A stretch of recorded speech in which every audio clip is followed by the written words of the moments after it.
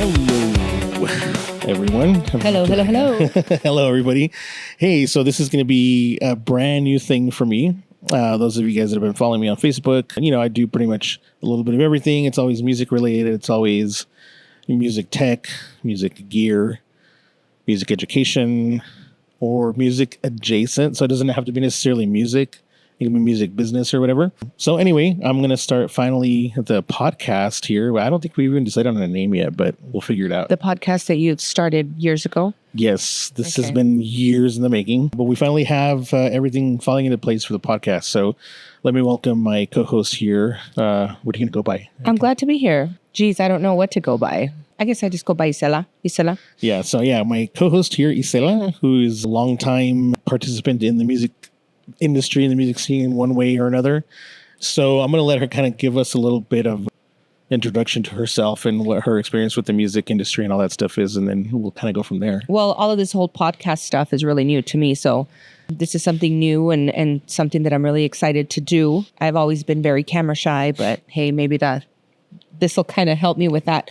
I've done a lot of singing. I've done a lot of engineering, things like that. So I've always been involved in what it is, the music. Now I'm more involved in the business end, but now I think I'm on the other side of the fence because now I see myself hiring musicians and working with musicians, but in a completely different way.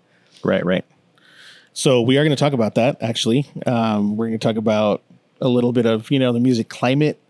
So we are, I don't know, do I want to say where we're based or not yet? I don't know. I don't think we should say that yet. Not yet. So let's just say that where we're based, because I don't even think I say that a whole lot in my regular YouTube channel. No. Anyway. Well, good. So, yeah. But anyway. Not that we're not proud of our city. Yeah. We just have a lot to talk about. There's a lot to talk about, and I don't want people to be like sending hate mail literally to our address. Yeah. But so anyway, in the area that we're kind of based in and around our area, things are really different, I would think.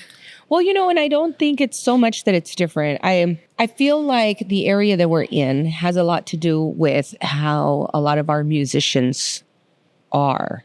For example, the way that a lot of musicians are here where we are would not fly in other places that are more, how can I put it, that are more, I don't know, more artistic, more, that lean more towards the artist. You've got places like Austin, you got places like Fort Worth, Dallas, places like that. And also, I don't want to pull any punches. So, if we're going to call it like it is, let's call it like it is. There's some areas in like Austin, New York, right.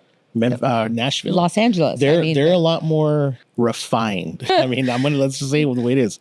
It's a little bit more refined, I would think. I think they're just more accepting of the whole artist. They're more exactly. They're more, number one, I think they're a little bit more artist-centric. Yes. And number two, the artists themselves are a lot more cooperative. Yes. And I'll use an example of that, actually. A musician that I'm kind of helping produce right now, we had a conversation about this, and she was asking me, like, I don't understand why I'm not being successful the way I want to be. And there's a lot to unpack there, which we'll get into. Okay.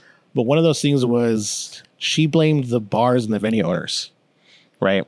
And now let me get into that, and then I'll get your perspective as the other side of that. So she says, well, it's just that bars and venue owners don't really want to pay. Right. And she says they don't want to pay, especially if you're not known, if you don't draw a crowd. She says, I'm just starting off. I'm not going to draw a crowd, obviously. Like, I'm not going to pack the house. Right. But I need to get out there and put my stuff out there. Right. Somehow, some way. Right. And so there's this big battle about her, not being successful because venues don't pay. Right. And when they do, it's always so there's actually two separate issues here. That's issue number one. Issue number two is that she was saying musicians are it's a shark pit among musicians. So they're always trying to snake gigs away from each other, and they're always undercutting each other. So you got band A or artist A telling a venue, hey, I'm going to charge you $500 for that night or whatever, plus 10% of the door or whatever. That's another thing. So there's no standard scale here in our town. I think there's a lot of issues that you're kind of touching base on right now. That's why I want to break them apart. Yeah. First and foremost, I think, yes, it is a shark pit, but that's everywhere. I think just the entertainment business, the entertainment industry alone is a shark pit. A lot of people don't realize that, except it just kind of transitions. Like here in the area, the shark pit is between artists Okay. When you get into a bigger scale, the shark pit is between promoters. Right. You know, you're Oh, going to don't have even get me you're going to started. have promoters that are going to, you know, want to set up a whole show or whatnot in one area, and there's going to be another promoter that is going to say, "Oh, well, you know what? I'm going to do something that same night." And I've known promoters that they do a whole event absolutely for free just to screw that other promoter over. Yeah. So So it's it's a a shark pit. huge shark pit. It's a shark pit. So one point that was made, and I think it was actually a really valid point, was you have places like Nashville, which is, I think, unique among some of these. It used to be the case in LA. It's kind of still, in fact, no, New York is very much still like that. But you have places like, in fact, New York is probably the example of it being like this. But you have places like New York, Nashville, LA in some parts. To a degree, it can happen in Austin informally. There's not a formal, like a structure for it, but like informally, I think musicians have been able to kind of Come together. unionize. And so that's what I mean, is that there's usually unions in places like this. Yes. And so now you've got this kind of, so first of all, everybody thinks negatively about unions, but unions aren't necessarily a bad thing depending on No, they're not. how you look at them. Because like, for example, New York and Nashville, you've got these musicians unions, these guilds, and they ensure that these musicians are paid scale, Right. regardless of where you go and what you play and all this stuff. You're going to get paid fairly. Right. Yeah. But let's kind of touch another issue there. Nowadays, well, back in the day, you used to have musicians that had talent. Okay. Nowadays, unfortunately, you have a lot of artists or that call themselves artists that they want to say, "Hey, you know what? I have a band. I want you to pay me $500 for the night or $600 for the night." But then they'll get to the venue and all they do is read the lyrics off of the phone, or you know, they don't know the songs. And these aren't even original songs. It's like, so what are you doing? So we have a name for it here in some of our music circles. I know you know the name because we've both used it. We call them professional karaoke's. Yes, you've got these professional karaoke people that want to call themselves artists. Okay. Yeah. And it's like I've told you before, not because you put a microphone to your mouth does that make you a singer, not because this, you know, and it's very sad to say that you need to put work into your talent. You know, that whole, "Oh, you're born with the talent." Sometimes nowadays, No. not so much. Not so much. Yeah. So that's, I think, another issue that we're dealing with right now, because you have these cities like Nashville that, like you said, they used to be a hub for artists. You know, that if you wanted to get known, you would travel to Nashville and you would play at all these little honky tonk bars or wherever. And sooner than later, you would end up getting noticed. Nowadays, it doesn't work that way. And even then, you know, they would go to these little honky tonk bars and they wouldn't demand $500-$600 to pay the night.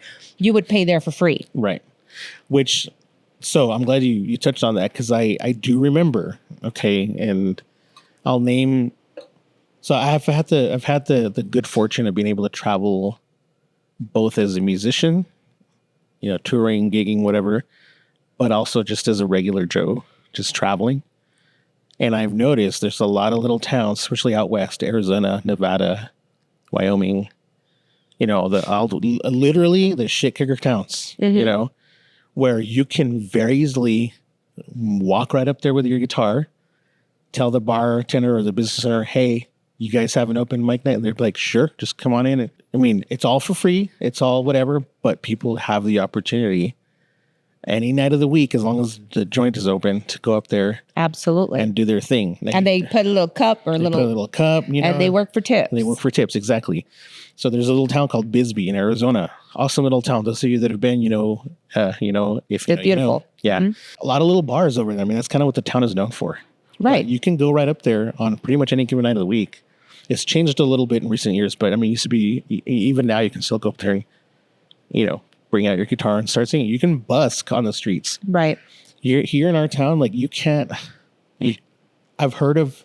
I don't know what the legalities are, so that'd be interesting to find like an actual attorney or somebody here that works for the city To tell us what the legalities are. But I've known people that have been the ticketed legalities is of busking, street performing. So all I know, I've seen I've some, seen it, but it's very especially inconsistent. downtown. Yeah, but it's very inconsistent. So I do happen to know that the ordinance here in our town it's not about busking. However, I do know that if you go into any place in El Paso that has any type of crowd or not crowd or whatever, and you offer to play for free and you offer to play for tips, I guarantee you that no one will tell you no. No, that's not been my experience. Really? Yeah, absolutely. Wow. I'm actually shocked to say that. As a business owner, I feel like if anybody was to come through my door and say, hey, you know Yeah. what? Will you let me sit here all day and, work for That tips? has not been my experience. So we were talking about this earlier prior to starting the podcast, but my experience has been that I've shown up in some areas and I kind of almost don't want to say what the culture is around here because it'll be a dead giveaways to the region. But so let's just say that my genre is very, very different from 99% of what's popular here, right? Yeah, probably. So I've shown up and I'm like, hey, I got my little guitar. I usually travel with a little PA or something small, self-contained, because, and you know this, my music isn't like pick up an acoustic guitar and play. It's just not, Right. right? It's very, But you could make it that way. but I could, but it's just, it doesn't really translate as much to that. I feel like if you did translate it, though, it would give it a totally complete different It feel. might, yeah, but that's where we have, and I know I agree, and we kind of going off on a tangent. That's why things like the MTV Unplugged, when it was still a thing, Right. worked so well Yes. because it was outside of the norm of what those bands would normally perform, Right. right? So I get it. It was improv. It was improv. So yeah. yeah, you're absolutely right. But my original stuff, my compositions, are not like that. So I kind of feel like I've shown up to a venue. I tell them, hey, I'm going to set up. Or may I set up and do this? I'll just work for tips. You don't have to pay me. I just want your permission. And they're like, oh, no, it's because, but it's, right away. And it's like, oh, well, there ain't enough dust on your boots, kid. Like, get the fuck off the stage, I feel like you're probably going to the wrong places then. I mean, this is every place I've tried. Really? And the ones that kind of don't tell me straight up, Well, no, see, you're and if not. you feel that way, but if you had a band and you were doing your whole thing the way you normally do, It's still the same thing because I've tried it. really? Yeah, I've tried, hey, can we Wow. just come in and play? I'm a little surprised. I'll tell you that the only places that have been really, really supportive, and it's only been in recent years that these places have kind of sprung up, are the actual catering for local artist places, like the Collective that I was telling you about. There's a couple other venues here in town that are mainly restaurants, burger joints, taco joints, whatever you want to call them. That this place, I don't know if we covered that you own this place. That are open for artists, Right. and only recently have they said, just come on in. All we need to do is coordinate your timing so that you're not overlapping with somebody else, and that's it. That's pretty much what they told me. But when I was trying to do this, it was like, oh, well, you need to come back on open mic night. Oh, Yeah. wow. And the reason for that is that, number one, they usually have a DJ some nights, usually on the weekends, because that's how they make their money. Or they have their jukebox, which they're getting a cut of Right. during the week, or they have live bands that they've booked ahead of time. Right. So that only leaves them 1 or 2 nights a week where they're like, okay, there's nothing going on. We can have an open mic night, etc. So they'll tell me, oh, come back on open mic night. Yeah. Wow. So I'm a little surprised, actually. it's been weird. So I think if I had the choice, I'd have open mic all the time. I mean, because as a business owner, you want to have live entertainment and you want to bring in different kinds of people all the time. You don't want to have that same crowd just coming in because, you get your regulars and, your regulars are only going to make you so much money. right. But if you have different people that are coming in all the time, from different, worlds, it makes your place just that much better. Right. So going back to the whole talent and product thing, how would you handle something like that as an open mic venue? Somebody came in and totally sucked. You know what? I think because I would advertise it as open mic. I mean, whether they suck or they don't suck, I don't think it really has much of an effect on me as it does on them. Right. If you as an artist are not ready to perform, then don't go to open mic. Right. So would you agree? Because talking to other people that we know, this is kind of the consensus. I agree with this consensus. I don't know if you agree with it or not. So I'm curious to hear what you think as a venue owner. My opinion is, yes, it's open mic. If they come in, they suck. They come in, they suck. Right. Now I've been told by other business owners that they'll say, no, you know what? Don't come back. Mm-hmm. I would think, let them keep coming back. Yeah. I would think let them keep coming back. Because as a musician, as somebody who was once there, that's the only way you're going to cut your teeth. Right. I agree. And if if once you start feeling the cabbages and the tomatoes hitting you, then that's going to either light a fire under your butt to get better. Or if it's really that bad, it'll make you rethink your calling in life. I think knowing me, I would probably be like, you know what, we need to talk. Yeah. And I'm going to give you my professional opinion. Whether you want to take it or not, Right. That's on you, right?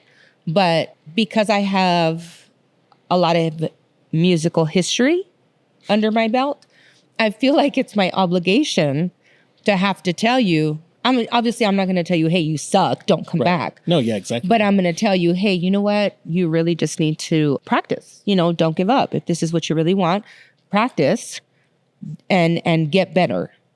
My doors are still going to be open to you because obviously I want you to come back and I want you to keep practicing. Because if you don't sing in front of people and you're just singing in front, like in your room or in this, wherever, it's not the same.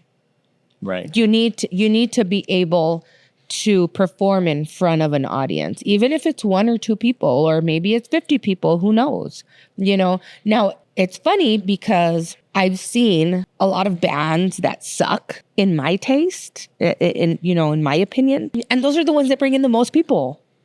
Yeah. Okay. So that's a very, very good point. We've both worked either learned stuff underneath programs like this or coached somebody in a situation like this, or just have been adjacent to it in some way. But we've both worked in artist development before. Yes.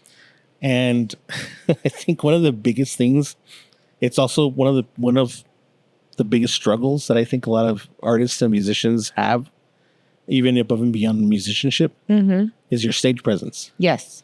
Right? Stage presence, I mean, it can mean anything. It can be how you present yourself, how you look, depending on your genre. Absolutely. Because if you're playing jazz, if you're playing, or what is commonly known as jazz, mid-century pop, which is like Frank Sinatra, Right. Pax type stuff. We can have that conversation later. Yeah. It's not really jazz, but but anyway, if you're doing something that's a little bit more like mid-century pop, things like that, where the attitude of the day was you played in a suit and tie, Right. or tuxedo or whatever it was.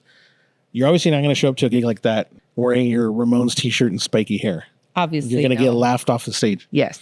But, stage presence, I mean, it goes both ways. It could be how you present yourself, what your look is, to just simply how you connect with that audience. And believe it or not, I think stage presence is everything. I think it is everything. Everything, because you could suck, but if you have really good connection with the public and you have a good, you have good stage presence, you have a good connection with your audience, but you suck. I mean, you don't exactly suck. You can hold a tune here and there, but Yeah.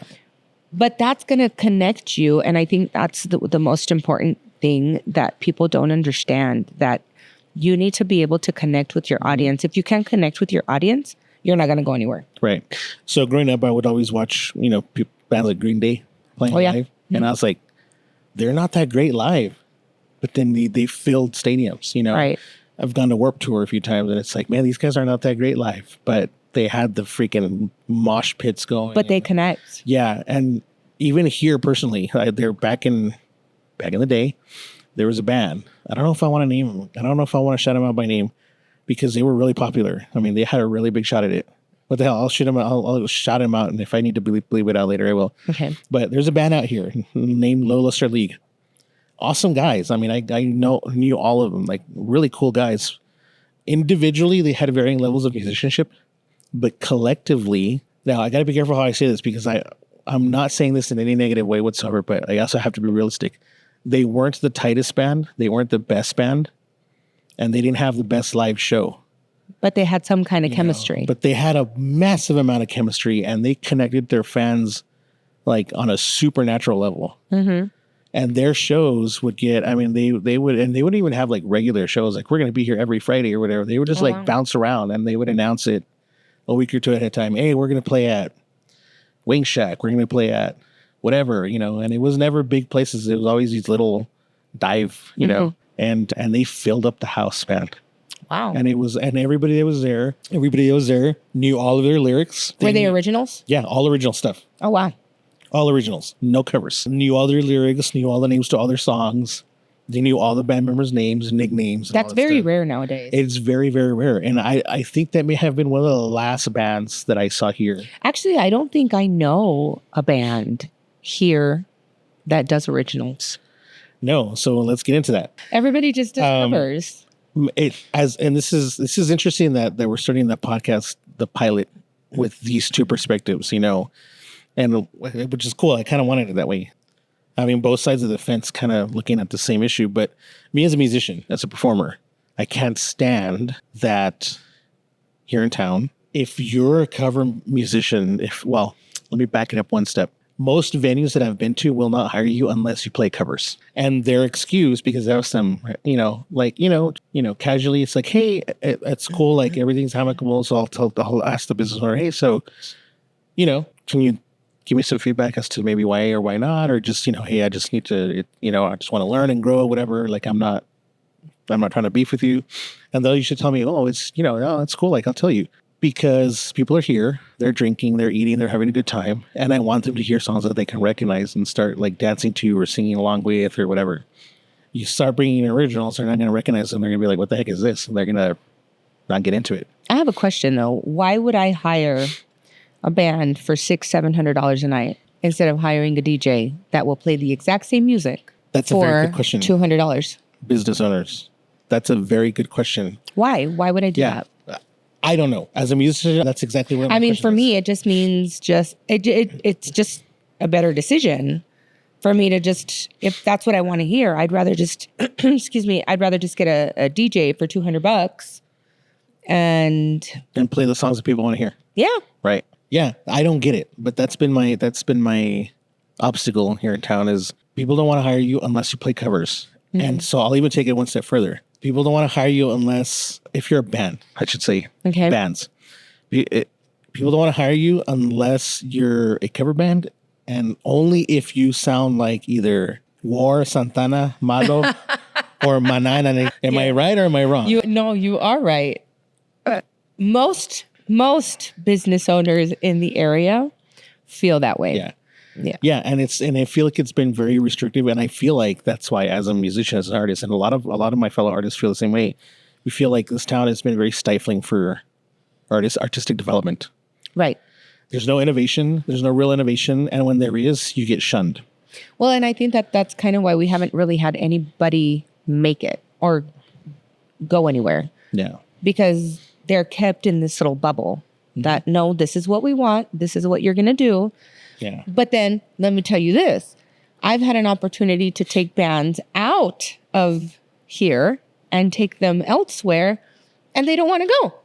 Yeah, I don't understand that. They don't want to go.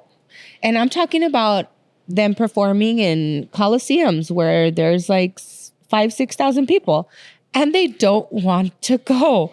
I don't understand. And then they'll give you like the I don't want to do it price.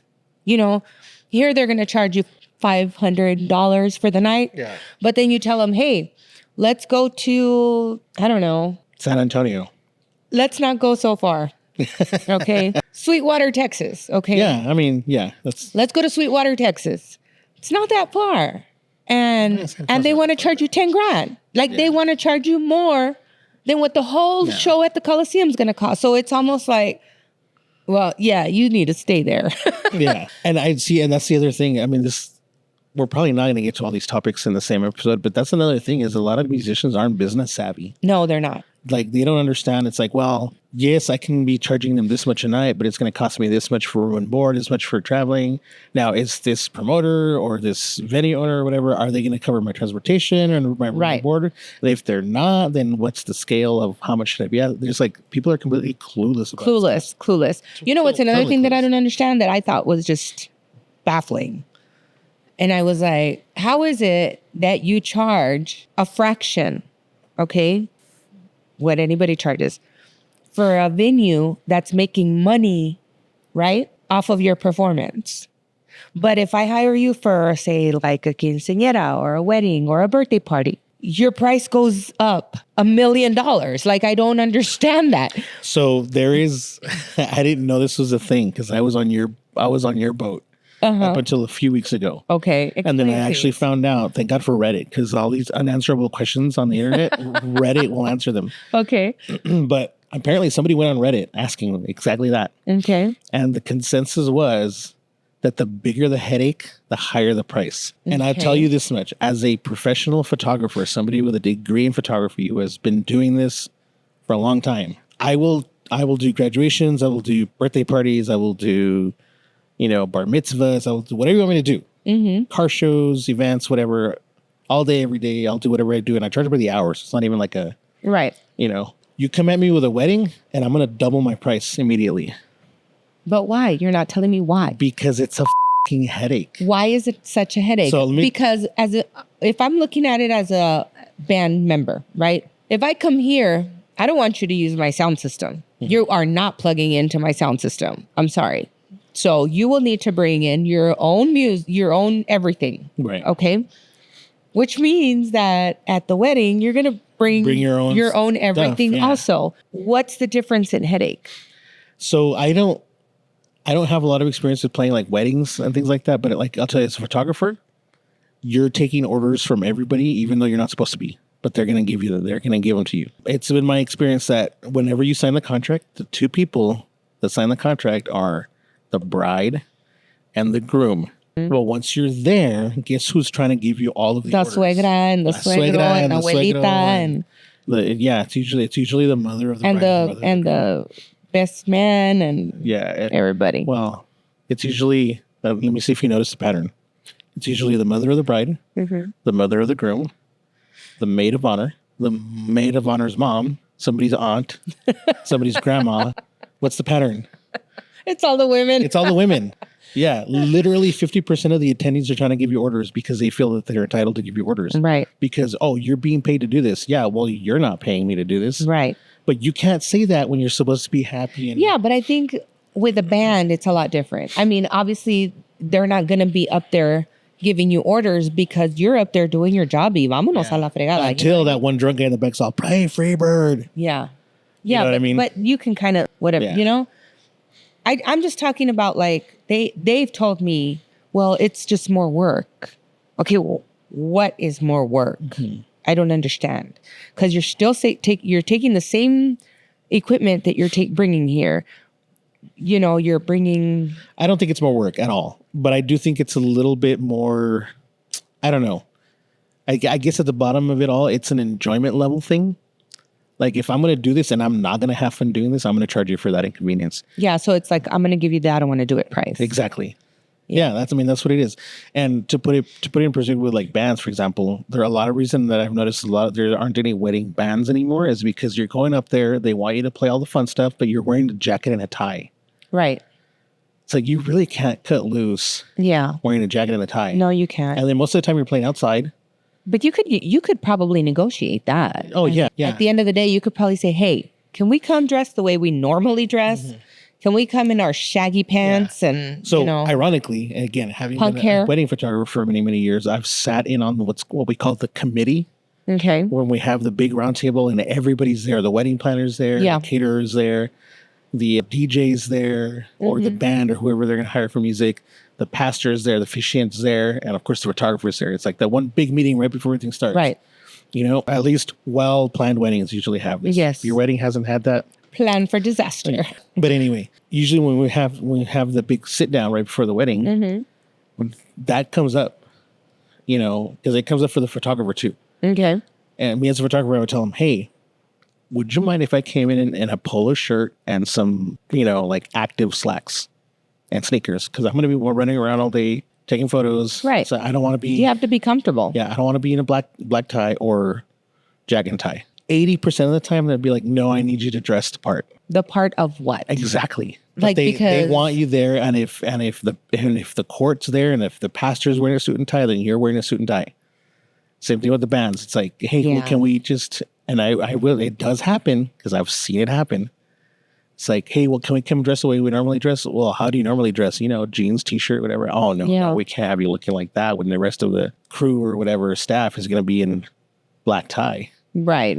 I mean, know. I could see that. I mean, I could see that, but it's indicative of the expectations, I guess. I just feel like if I'm getting married and Aerosmith is playing at my wedding, I want Them to look like Aerosmith. Aerosmith, I want yeah. them to look like Aerosmith. I want Steve Tyler in his little skinny plastic pants and, with no shirt and, because that's Steven Tyler. I don't want him in a suit and tie. Well, I mean, where we live, it's like people can barely afford los traumados de Durango. So, like, yeah. I used Aerosmith because they're very eccentric in their look, but yeah. But I mean, that's kind of what it is. It's I guess you nailed it with it. It's like, I don't want to do a price. So me, for example, I do massive events, Coliseum type events. Right. When I do these events and I'm going to have a band, I hire a professional sound and audio company to come out. They put on, they build this whole stage. They've got the aerial sound, they've got the whole shebang. I mean, literally all the band needs to do is show up and play, plug in and play. A lot of times we even hire we even get all their backline done for them so that they don't have to travel heavy. Right. And they still don't want to freaking go. Like, I don't get it. Don't you they complain and they complain and they complain about how they're not going anywhere and about how they're not going to make it and how they've just been doing this for years and they've gotten nowhere. But then it's like, yeah, every time I've invited you to go somewhere so that people outside of the area can see you and you can start building a name for yourself, you don't want to go. Mm-hmm. Or you give me again the I don't want to do it price when I'm literally setting you up so that you can just go stand there and do your thing. Right. So that brings me to this question, and I want to see kind of what your perspective is on this. All right. Now, I ask you this. It's kind of a double-edged sword question, because you and I are both family people. Yes. Like, we have families. Yes. Right. At what point do you think it stops being a good excuse and it's just a dumb excuse? Because, for example, I've heard it's like, oh, I can't really go out because I have kids in school. I need to be there. I can't be gone that long. And if I travel here or there, that's 3 to 4 days of travel round trip. And then it's like, I need a secure babysitter or childcare. I need to blah, blah, blah. And then at the other end of the spectrum, you have like, oh, I don't think my wife's going to let me go. What's your question? My question is, in that spectrum of reasons, Mm-hmm. what do you feel is a valid reason to say, okay, so it's kind of like a two-part question. The first part is, in that spectrum of reasons, where do you draw the line of what's a valid reason and what's not a valid reason? And number two is, if they're all valid reasons, at what point do you say, you know what, maybe this just isn't for me? I think that if after the second time that you're approached with an opportunity, your family is an issue, you should probably not leave your day job, because being an entertainer, being in the entertainment industry means that you're going to have to make a lot of sacrifices. And one of those sacrifices is your family.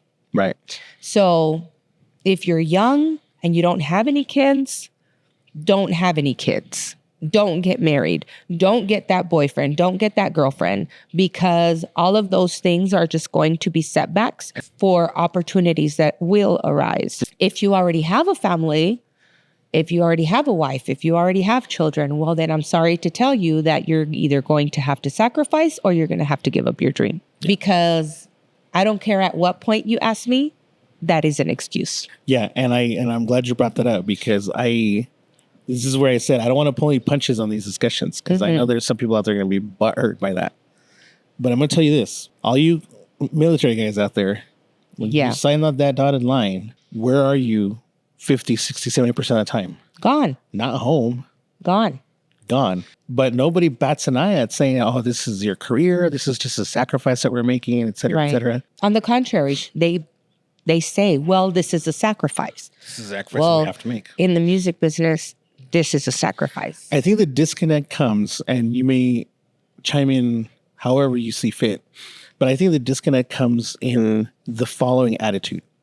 Oh, well, it's because that's not really a job. You're doing a hobby. I don't look at it that way. I think, yes, it's a hobby, because if you're going to be in the entertainment industry, you have to love it. You have to like it. Well, I mean, the argument can be made that if you love what you do, you never work a day in your life. Right. But that's not necessarily true, because in the entertainment industry, I feel like you work almost double or triple sometimes, and you get the same outcome. You know what I mean? Right. It's a lot of time that's invested. It's a lot of sacrifices that are made. But at the end of the day, I don't look at it more as of a hobby. I look at it more as an internship. Mm-hmm. You know what? If you're willing, look at how many doctors, spend years doing internships. You know, they spend hours and hours and hours, countless hours, perfecting their trade. Yeah. And nobody says anything about that. And they're working there for free, you know? And what is the difference? I don't understand. So for me... So I'm going to play devil's advocate here and tell you that what the response to that I've heard is, well, it's because you're never going to make as much money as an artist as you do as a doctor. That's not true. No, that's not true at all. Because you can make a hell of a lot of money as an artist, as a musician. As a musician, as a singer, as an engineer, as shit. Oops. As even a roadie. Roadies make shit ton of money. Yeah, I know. Because I have a friend that works, I forget the name of the production company. But I guarantee you that he's gone all the time. He's gone all the time. He's made the sacrifices. He's put in the time. He's put in the internships. And he's worked his way up. Yeah, he's worked his way up. Just like, you can say he's one of the senior stagehands for this company right now. They're the ones that do all the big country acts. Like whenever they go and set up at the Coliseum or at the Pan Am or the Don Haskell's or wherever it is, like that's around here. Or, I think they've gone as far as like, what is it? The MetLife. I don't know. Whatever's in Scottsdale, Arizona. Oh, okay. Yeah. Mm-hmm. Mm-hmm. I don't know if it's the MetLife or not, but he's been out in Scottsdale and that whole area. And it's the same company that does all the trucks and trailers and does the stage setup. And he's one of the senior stagehands, and he's been there for 15 years. Well, there you go. That just goes to show you. I mean, I guarantee you he's not making the same amount of money that he was making the first year he was working. Oh, no. He's making like close to triple digits, if not triple digits. There you go. A year. So, yes, you can make a lot of money in the entertainment industry. But again, it's a lot of sacrifices and it's a lot of hours that you have to put in. And a lot of people aren't willing to do that. Especially nowadays for some reason, because everything right now is about immediate satisfaction. Right. Especially since the internet came in, you got social media going on, you've got all this stuff going on. It's not like before. Before you used to be able to have patience. They used to say patience is a virtue. Mm-hmm. You would learn how to have patience and you would learn to wait. Nowadays, if you can't have it now, then I don't want it. Yeah, I know. And here we are putting on a podcast, right? Yeah, but I mean, no, it's right. How would you say though that? So going to the social media thing, right? I am of the opinion that it is now one of the necessary foundation blocks for building a good career in the entertainment industry, whether it's music or art or TV, film, whatever it is. You have to establish yourself on social media. We were talking about earlier about how difficult it is to start busking in some areas, in the region, how difficult it is to just show up and play somewhere. These are real valid concerns that people have. Yes. So now you're saying that there's all these bands out there that have become mega famous just because they had an online presence. Right. The perfect example. Justin Bieber. Well, yeah. I mean, I think he was maybe the first one that was like super mega big, right? Yeah, and but I then think you had people social media. Yeah, you have people like, and of course, I'm talking about very niche people, so not everybody might know who they are. But Sophie Lloyd, who is now, I think, just got off tour with Machine Gun Kelly. She was the guitar player for Machine Gun Kelly. Started off as a YouTube cover artist, playing guitars. Who was the other one? Another Sophie Burrell, also started doing covers on YouTube and stuff. And now she has her own band, Burrell. I saw this guy actually on social media. He plays the guitar. Amazing, amazing. He's from Spain somewhere. Acoustic type guy, Acoustic. Marcin. Oh, yes. Oh my God. He's Yeah. amazing. He's exactly. Another social media sensation. It's funny that you mentioned him, and then I'm mentioning all these people like Sophie Lloyd and Sophie Burrell, and Orianthi started off playing covers on YouTube, and she eventually became Michael Jackson's touring guitarist. Well, yeah, but YouTube isn't really. I mean, YouTube, I guess, is a social media platform, but it's not really. I guess I don't know. For me, I would consider social media more like Instagram or Facebook or Snapchat. Well, and by social media, I guess TikTok. the better name for it would be content creation platforms. Yeah. Right. I mean, it's all collectively called social media, but content creation platforms, YouTube, TikTok, Instagram, Vimeo, whatever it is, back in the days of Vine, but, Musically, which became TikTok, whatever. I mean, any place that you can generate content, upload it, and have other people react to it and interact with it. That's what I mean. It's that Marcio, is that how you say it? Marcin. I saw him. He was doing, I think, a show with Ricky Martin. I think. Yeah, I'll put a quick clip of him here. Hopefully, we don't get demonetized. Yeah. He's amazing. Yeah, but yeah, he's amazing. When I saw him, I was like, "Holy moly!" Like, wow, that guy is. Yeah, he's amazing. So all of these guys, Marcin and all of them, they just finished their 7th annual biggest shred collaboration in the world. Wow. And it's on YouTube. It's hosted by a guy named Jared Dines, another guy who started off on YouTube just playing music, and now he's like huge.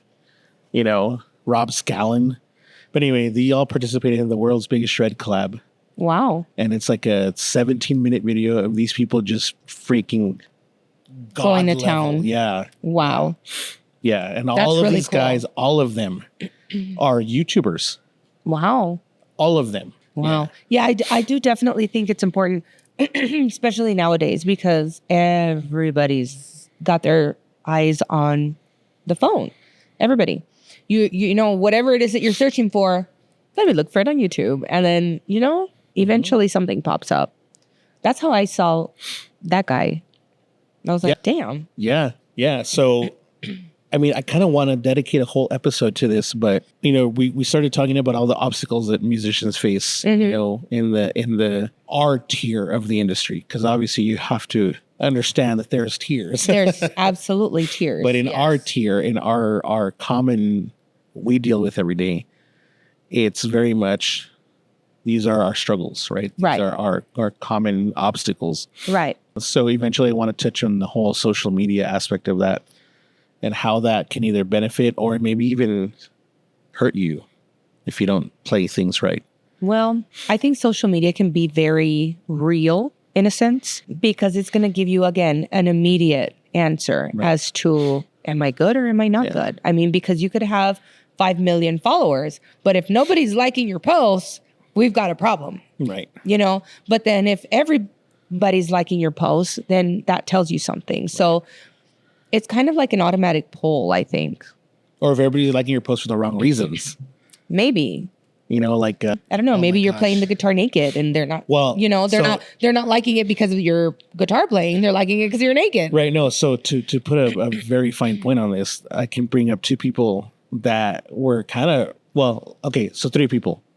There's 3 people that one of them heard about why she became so famous, and was like, "This sucks. Y'all are idiots. Y'all are crazy. Bunch of depraved." Right. And she left for a long time. And the other 2 were like, "Oh, is that what you guys think of me? Okay, cool, whatever." Okay, so one of them was like, "Okay, well, whatever. Ain't no skid off my back," and just continued doing. And the third example totally leaned into it. Okay. So first example. And they were like, any publicity is good publicity. Yeah, yeah. So first example is Rebecca Black. I'm sure you remember who she was, the Friday girl. Oh, yeah. Right. So became famous for all the wrong reasons. Really? Yeah. People hate it. So at one point when Friday came out, this is almost 15 years, a little over 15 years ago, when Friday came out. That's the really dingy one, right? Yeah. Yeah, okay. I mean. Well, her character. Right. Well, I mean, she was also 14 at the time. Right. Okay. But Friday came out, and it was the most hated video on YouTube. Oh, really? Yeah, back when you could still give them thumbs down and it was like public. Now Wow. now they hide. I don't know if you noticed that they hide it. Yeah, yeah. Like the button's there, but it doesn't show you how many dislikes or it doesn't show you the percentage. Yeah. Most hated video on YouTube. Wow. Yeah, and there's a whole story. It's a fascinating story. If you guys have a chance to go look at the story of Friday and Rebecca Black, it's fascinating and it's kind of tragic, but it's riveting. Like you're like, what? And then So why did she get famous? I'm curious. because they hated the song that much and they hated the whole. See, they went to I don't want to get Are you talking into about Friday the movie? no Friday the song. Friday the song here. I don't know. I don't know what song that is. I don't know what song that I is. have to show it to you because it's freaking. And I'll play a little bit of it here on the edited video, but I have to show you the original song. Oh, it's still the #1 search on YouTube. Oh my gosh. Keep in mind, she was like 14 when she did this. Oh my God, that has to be the dumbest song I've ever heard. Okay, I've heard enough. Right. Okay, so So the story is I'm not going to speculate, but it sounds like maybe she comes from like a family of means yeah, because apparently she just wanted to record a song and put it out there. yeah. And her parents went out and found some kind of studio, somewhere local. I don't know where she's from originally, but they went out and found a studio and they recorded this song and did this whole thing. And it was just supposed to be about her having fun and having that experience and etc. Maybe sharing it with a few friends. Well, the producer that was working with her, I know somebody like that here in El Paso. But the producer that was working with her apparently had aspirations of grandeur of his own Okay. and leaked the video. Oh, that's such a no-no. I know. And so apparently he leaked the video and like he was, I don't know. I have to go back and reread the whole story because it's a fascinating story. Yeah. But the video got leaked, went viral. At first it went viral because people were just curious. They're like, who the heck is this? Whatever. Right. There was a lot of undercurrent of this is a really annoying song. Like, what the hell? Right. And the reason it went viral is like, yo, dude, check this shit out. You know? But why did it go viral? Because of that, it's like, oh my God, dude, check this. Like it's ugly. It's bad. Like So, it's so she bad. went famous because it was so bad. Right. And she said, I'm done. And so it really kind of messed with her for a long time. And there was even this huge legal battle with it and yeah. all this other stuff. But That's really sad. But she wanted a music career. So she ended up dropping out of school because she was being bullied at school over it. See, if you want a music career, I'm telling you right now, if you want to be in the music industry, you have got to have some tough Thick skin. Yeah. And you can't let people play with your mind. I mean, you have to know what you want and you have to want it no matter what. Yeah. Because I've never met such mean people that are so direct and could care less about feelings do not exist in the entertainment industry. No, not at all. Feelings, sentiment, I mean, I'm sorry, they just don't exist in the entertainment industry. Not at all. So if you don't have that psychology that, hey, you know what? It's not going to bother me type deal, you better just quit while you're ahead. Yeah, absolutely. No, I agree with you. But that's what happened. So she went viral for all the wrong reasons. People shared the video because they hated it so much. Mm-hmm. And then it got so bad that, like I said, she dropped out of school. Wow. She ended up I think at first she moved to another school and it still followed her. So she ended up dropping out, being homeschooled. And then like there was even a legal issue. Like they ended up suing that one person who leaked it. And it was like this whole desmadre, right? Wow. But like I said, she still wanted a music career. Yeah. So I guess her parents tried to like course correct a little bit and they took her to a different studio that was a little bit more pro, that was an established, whatever, with an established director. Like they paid big money to get an established music video director and a producer and all this stuff. And they went to a proper studio. And then that's when she wrote that song, My Moment. And if you listen to the lyrics, it's very, very autobiographical. Oh, wow. Yeah. Okay. It's almost like sad if you listen to it. Like she really talks about that whole experience. And so she came out with the song My Moment, and it was actually a good song. Like it was well written, it was well produced. It was still very juvenile, very infantile because she was 15 or 16 at the time. But whatever, it was a proper good song. Yeah. But all of a sudden now the reason it's being famous is like, oh, look at this, it's a Friday girl, but now she's got boobs. Oh God, that's even worse. Yeah. Yeah, and I Wow. mean, you could see the reason that video only has 100, what was it, like 870 something million views. It had surpassed 1 billion at one point, Wow. but there were so many negative comments that they took that original video down and then re-uploaded it later. Wow. That's really sad. Yeah. So yeah, it was just, she could not catch a break. She could not catch a break. She ended up just dropping out of the limelight for a long time, and not until like maybe just a few years ago, she came back with all original material. All original albums, self-produced. Like, Well, and you know what's the good thing is that she hasn't given up. she hasn't given up. And which is ironic because she's actually she's very good. Right. She's actually very good. And she's a Right. good lyricist. She's a good singer. Yeah. And she's very, very pretty. Yeah. But like, again, wrong thing at the wrong time can totally ruin you. It'll screw you up. Yeah. Now, move over to Sophie Burrell. Okay. Amazing guitarist. I mean, here, I'm going to show you again, just so you have an idea of who she is. Amazing guitarist. And I don't think, oops, thank goodness I can edit this stuff. There we go. Yeah, so I don't even really think there's anything to criticize about her. She's just genuinely that good. Oh, wow. Okay. So let me show you. Which, by the way, this is being called the hardest intro of all time. Wow. Yeah, but let me show you another video, and you can start to get an idea of why she went viral for maybe possibly the wrong reasons, Okay. Oh, yeah. Right away. right? So that's when the comments started. Right. I can totally see why she would go viral for the wrong reasons. Yeah, so when she started getting her videos out there, and they went, first of all, I mean, I wouldn't say they went viral initially for the wrong reasons. Mm-hmm. She's very, very good at it. So people immediately took notice, shared her videos. I mean, she got really famous because she's very good. But then the comments started, and she's talked about it. She's like, "Oh, let me read some of my thirsty DMs." Right. And she said, and there was one guy who was like, "Sell me your pennies," Ew. Disgusting. or like, "I'll buy your old strings off of you." Oh, God. Just stupid stuff like that, right? Yeah. And she addressed it, and she's like, But for it is somebody what it that's is. so pretty, "Yeah, you have to expect stuff like you that. do." And she was just like, and she kind of made fun of it a little bit. She's like, "Oh, look at my thirsty DMs." And she kind of read them, and then she, it's just like making fun of him. Mm-hmm. And then that was it. And that was it. Like, Right. That she was just that. addressed it that one time, and then moving on. Right.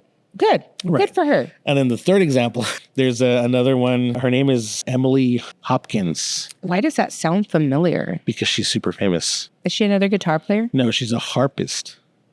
Oh. Is she African American? Nope. So she's actually really, really, really good. She plays her whole shtick, and I don't even know if I can show you a specific video because until very recently, she hasn't done a lot of short form stuff. It's all long form. Okay. But she got famous because she's a harpist. She plays harp, and she plays her harp through guitar pedals to make it sound really awesome. Oh, wow. Yeah, it's like this whole thing.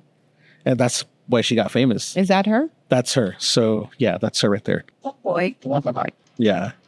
But while you watch that, There's no way to really a lot of people suddenly started commenting on a very, very particular feature of hers. Okay. And so eventually she wasn't just Emily Harpist, because Emily Harpist is her YouTube channel name. Okay. Or Emily Hopkins. It wasn't, Emily the Harpist or Emily the what. It was the Chesty Harpist. Oh, wow. That was the whole thing. And You know what's people are just gonna be mean like that though. And then, people took it a step further, and they started saying, "Oh, she looks like." Can I say it? I'm gonna say it, and then I'll bleep it out, Okay. just so you can hear. Okay. There's an adult entertainer, adult actress, officially known as Big Goth Egg, Okay. right? And she's like half Asian. She's like 4'11", right? Basically, Okay. with ginormous, Boobies. Yeah. And so somebody started saying, "Hey, I didn't know Goth Egg played harp." Oh. Right? So they started calling her, "Oh, she's Goth Egg, whatever." And then she addressed it. It's like, "Hey, a lot of people keep saying that I look like Goth Egg, like, well, I can assure you we are not the same person." Mm-hmm. And then, so I'm like, "Oh, she's going to address it, whatever." No, she leaned into it. She's like, "Oh no, I can show you guys we're not the same person." Why? She's right here with me. No way. So now they've started doing videos together. Oh my gosh. Videos? No. Oh, I was no. like, damn. They do. Dude, she really did take it a step further. No, they like they started doing. Play harp better. Emily, you gotta wear these. Oh, that kind of, That's Emily, and that's the other one. they kind of do look like each other though. Yeah, they do look like each other. What do you think? One. But that's what I mean. See, she leaned into it. She leaned into it so hard that they started a podcast. Wow. Well, that's actually pretty cool. I Yeah. mean, she took it and she ran with it. Yeah, exactly. She took it and she totally ran with it. That's good. But again, it's like 3 different examples of going viral for kind of the wrong reasons, and then how you leverage it or not, right. Or not. or yeah. not. Yeah. You know? That's cool. Yeah, I don't know. I guess it just takes a certain type of personality. yeah. Now the thing about Emily though, she's just kind of like, because I'm a fan. Like I've been following her since day one, and I've seen like the evolution of her channel and the evolution of everything she does. I'm a fan, like totally. Right. But I also know, because I know how she operates and like behind the scenes, her boyfriend or fiance, I don't know what they are. Their Partner. is her producer. Oh. So he's always sitting there and he's like commenting on her videos or egging her on or whatever. And well, see, that's good So- too, because that means she has a really good support system. yeah, exactly. And that's also very important when you're working in the entertainment industry, whatever branch you're in, Right.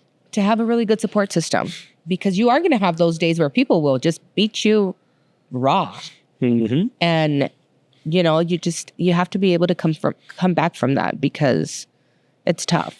Oh yeah. No, it's tough. Just so we don't go too far over, kind of wanted to keep things under an hour. Okay. Kind of want to finish with Because we this. can go on forever. Yeah, we can go on forever, which is good because that means We have a lot to talk about. Yeah, we have a lot to talk about. So I kind of want to close with this: is like, we've been talking about obstacles and difficulties of kind of the music industry and being Yeah. a working musician. Let's kind of close with this, just to like general advice, like what other, as a venue owner, As a venue owner, okay? what and well, it's not just as a venue owner, but as a musician yourself, as a performer yourself, somebody who's been on both sides of that fence. Talk to me about what other stupid mistakes you see people do all the time. Oh, God. I can go on. Are you sure you want to keep this under an hour? Well, you know.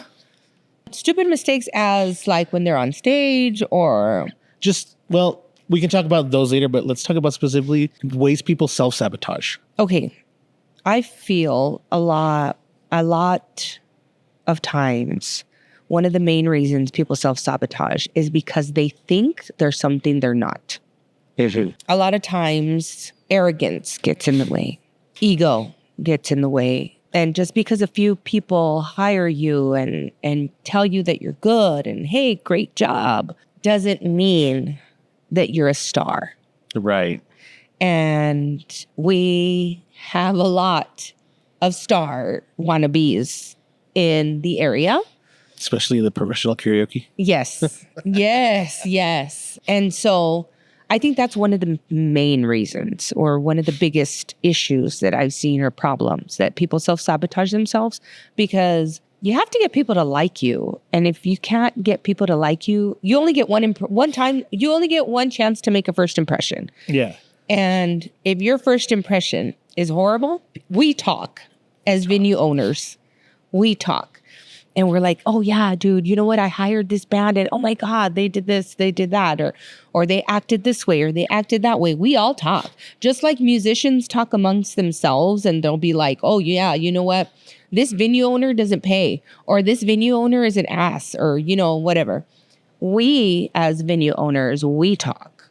Oh yeah. And we also talk about bands and performers. So it just goes both ways. But I think a lot of times, the arrogance, the egos just get out of hand. Yeah. Yeah. I think it goes both ways too, though. Like people who are this side of it is rare, like super rare. But I think it does happen.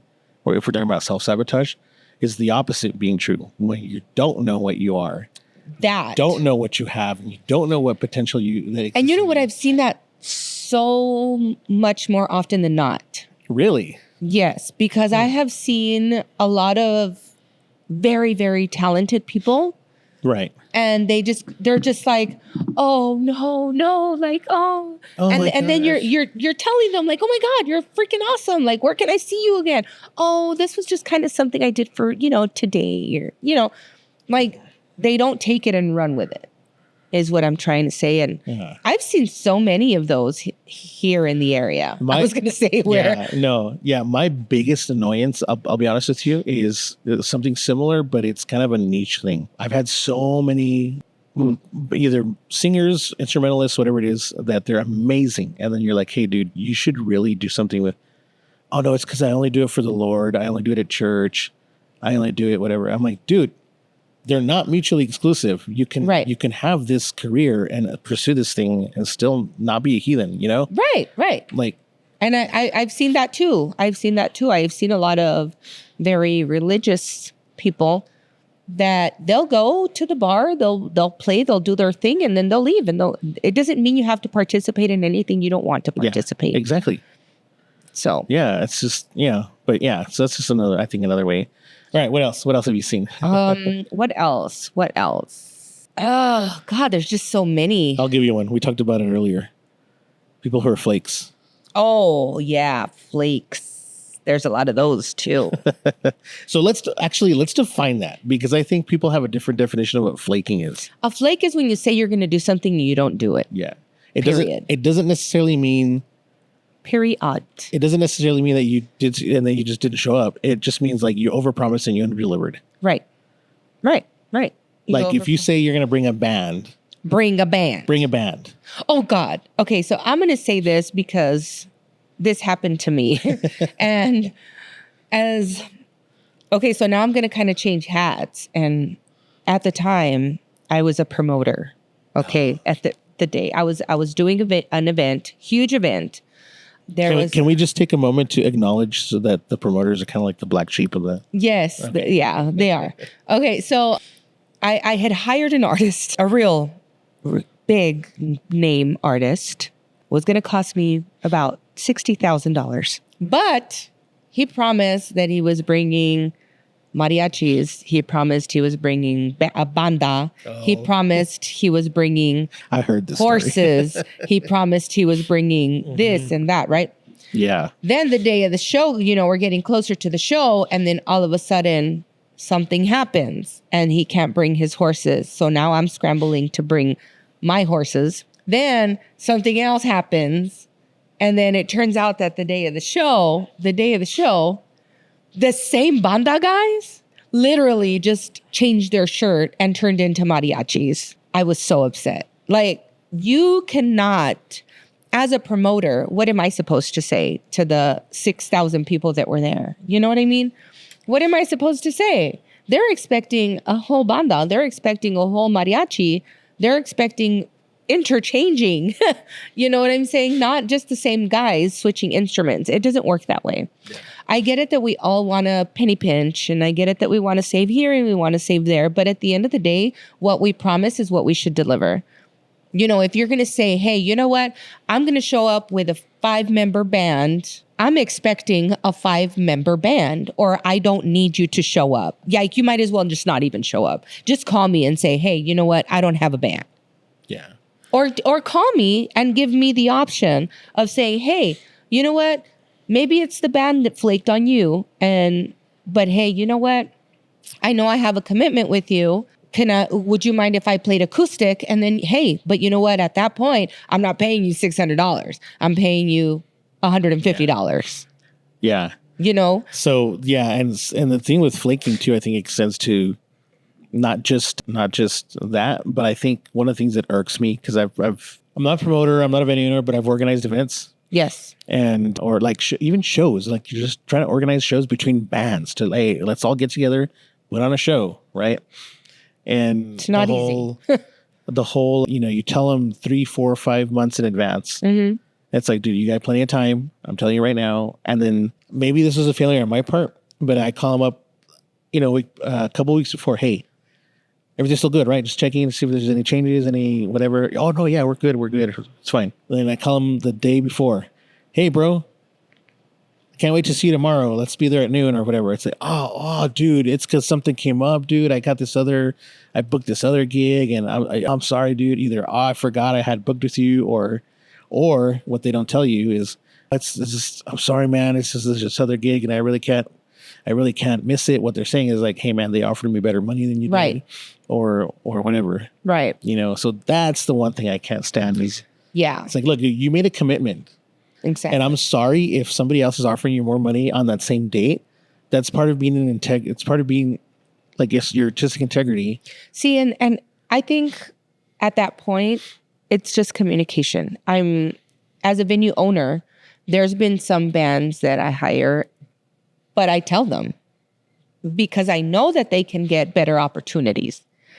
If you, by any chance, get another gig offered to you that same day that pays you more, by all means, get the other gig that pays you more. Yeah. But have the courtesy to call Have me the and tell courtesy me. to call me and tell me exactly. That's all I need. Yeah. I'm not opposed to you going and making more money, but don't lie to me and wait until 2 hours before when I've already promoted it, when I've already sent out all marketing materials and this and that. Don't wait. Like as soon as you find out, you call me and you tell me, hey, Isela, you know what? I hate to do this to you, but you know how we talked about if something else came up, a better gig? Yeah.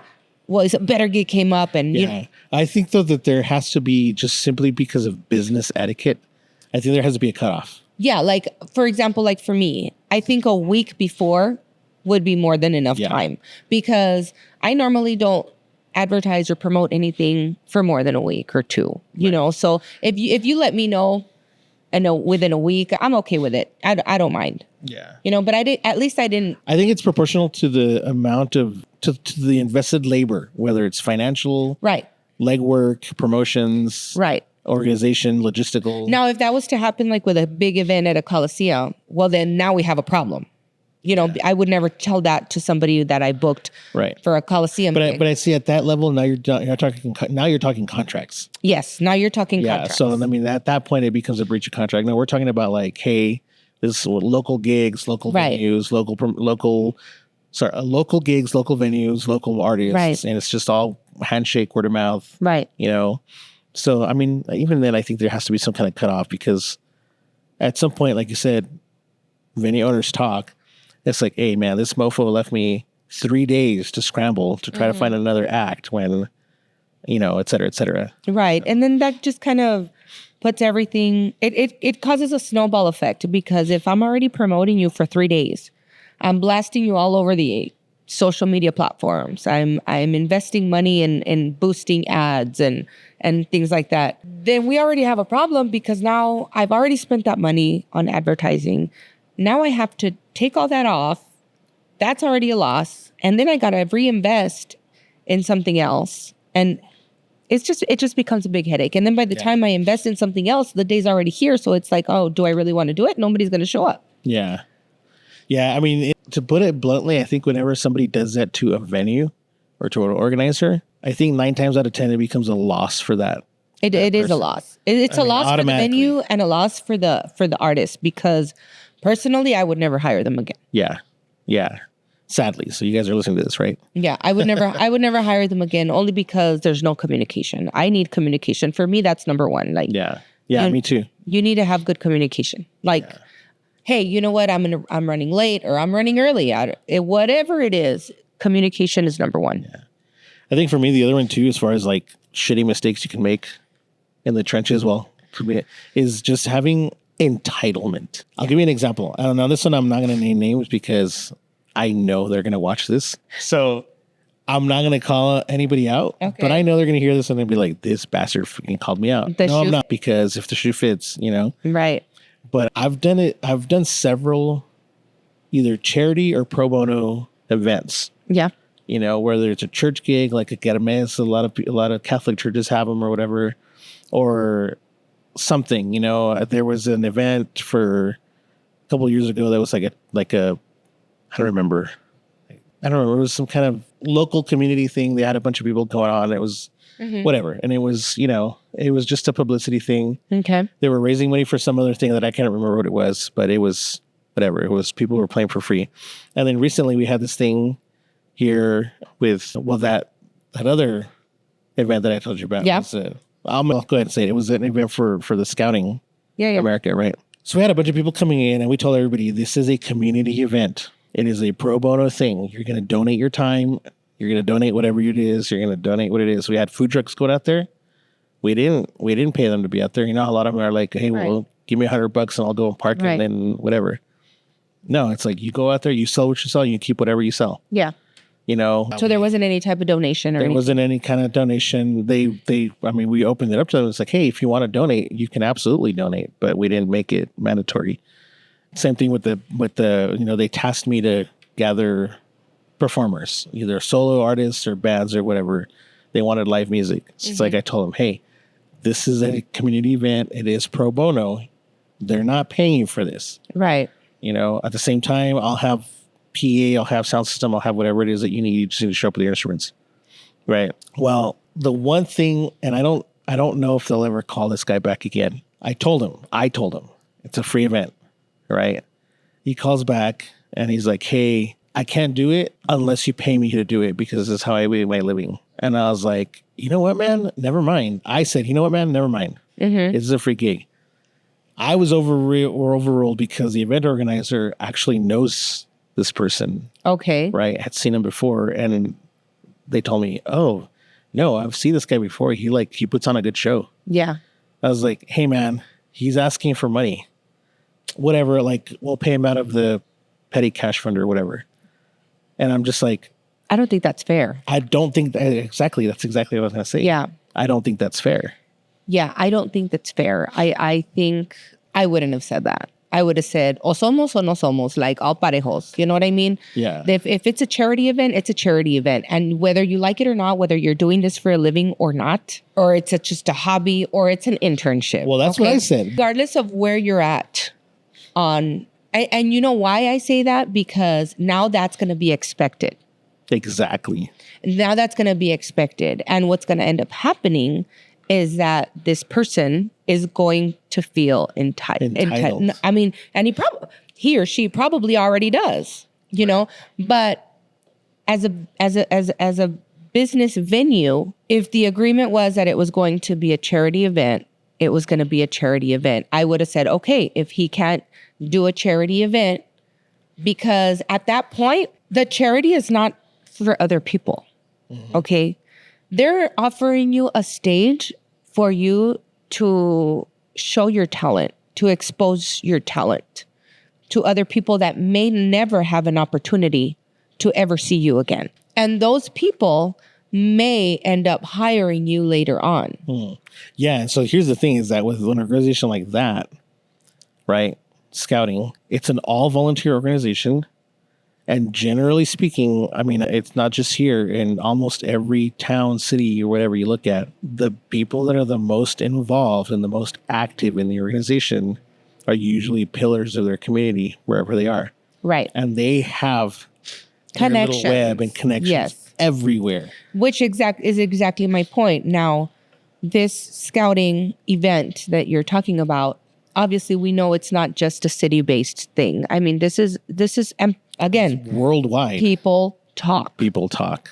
So the first thing that I'm going to say is, hey, you know what? This person, this artist, we had this artist, they came out, blah, blah, blah. And you know what? How about we send him over there, or her, or whoever. We send them over there and they can play over there. And this time, maybe we can at least pay for his expenses. Okay, so now you're a step up, you know, but when you get to the point to where you're saying, hey, you know what? I can't put $50 or $100 out of my living.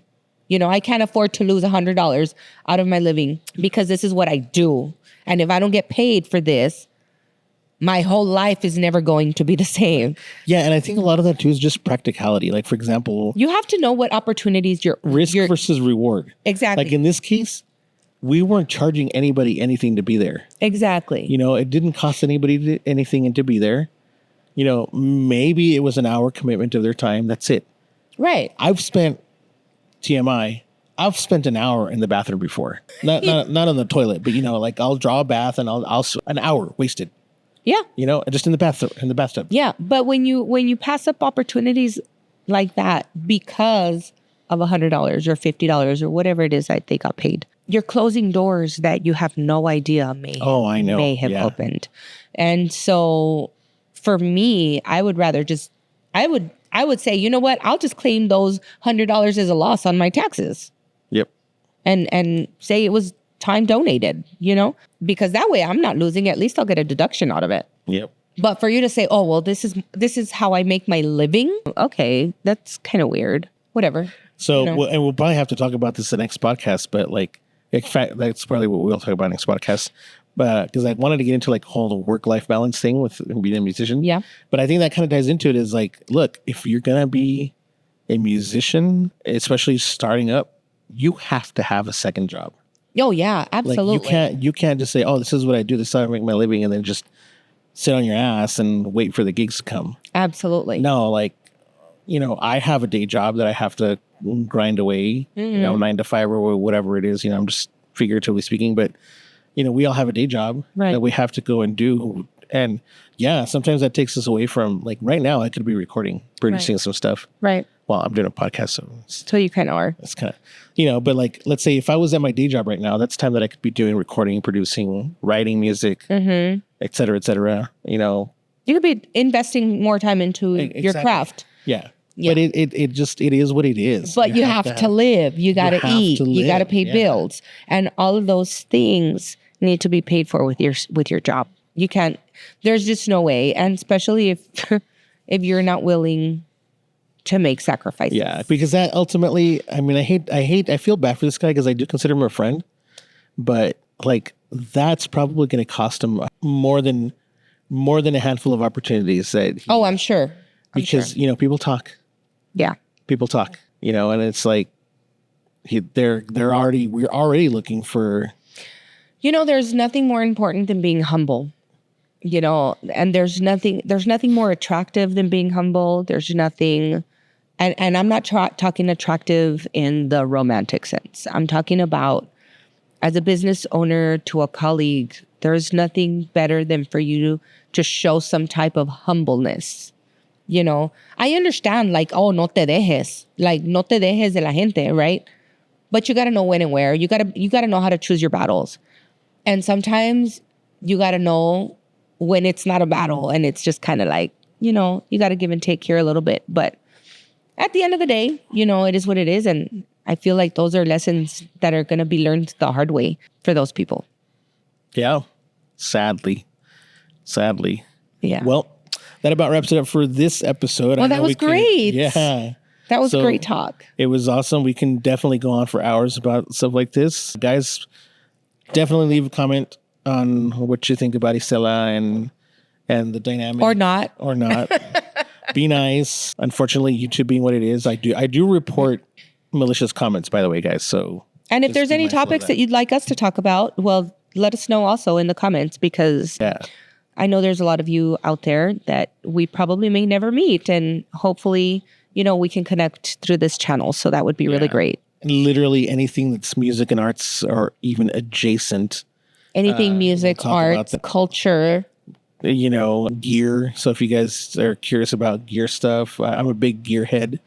So if you guys want to talk about things like, hey, how do you get this out or how to, one of the biggest questions I always get is, oh, how does Dave Grohl get his signature sound? How does Slash get his signature sound? How does The Edge? That's totally your expertise. That's like my whole thing. But anyway, we'll go on another hour Yeah, talking we'll go about on that. another So we'll hour, have yeah. to cut it off now. yeah, But it was great it's great, guys. to be here. And we will see you again next week. All right, guys, have fun and you guys be kind to each other. Ciao. See you next time. Bye. Bye.